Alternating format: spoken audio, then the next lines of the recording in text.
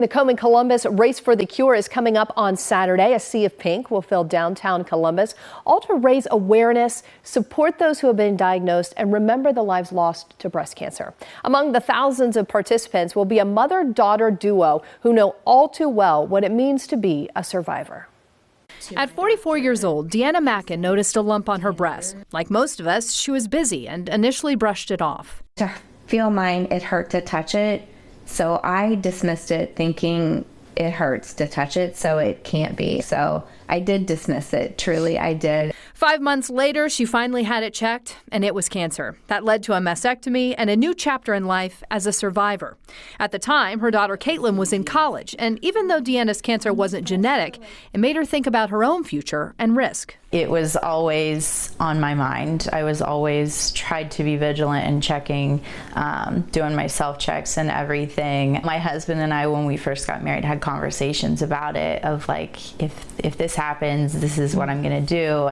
At 34, Caitlin noticed a lump and knew she had to take action, and she thanks God that she did. I sat with my doctor and my husband said, you know, if we hadn't caught this, like what would things look like? And she said it would spread through your body in 3 to 6 months.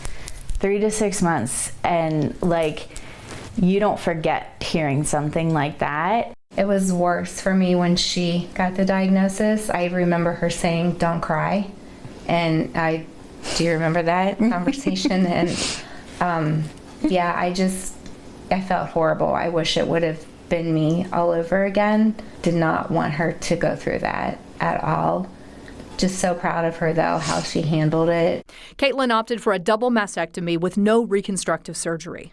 By that time I was done. I just wanted to squeeze my babies and love on them and not worry about any issues or anything like that. Through it all, Caitlin has shared her story in the hopes of helping others. I told myself that if it ever came to me like that, I was going to be open, I was going to be honest, I was going to try to share my faith and what was getting me through.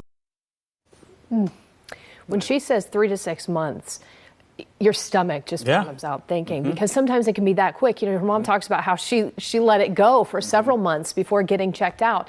Both of them say, anything you find, you've got to advocate for yourself. You got to go to the doctor, no matter your age, whether it hurts or not, and you need to push to have it examined, because in both of their cases, 2 totally different types of breast cancer, both at young ages, and now they're here as survivors, able to tell their story because they did take action. Yeah, and I always hate seeing those stories where it's affected a family not once but twice, maybe 3 times, things like that. But I'm glad that she had her own advocate and her mother there to be like, all right, let's go. Let's go. Let's I'm there with you. Take care of yourself. And she's got a Facebook page, Caitlin Kicks Cancer, where she talks a lot about her journey. Her kids, they were so young when this was happening, so how they were able to get through that as a family. So check that out if you're going through it right now. It could be really inspirational. Also an inspiring day is the Race for the Cure. It's happening on Saturday down at North Bank Park, downtown. We will be there. Opening ceremony will begin at 8 a.m. You can register even on the day of the race. That registration will begin at 6:30 in the morning. Matt and I will be at the end where all the survivors kind of come through and those that are currently fighting, and just a beautiful day to be a part of. Really is. Cannot wait to see all of you there.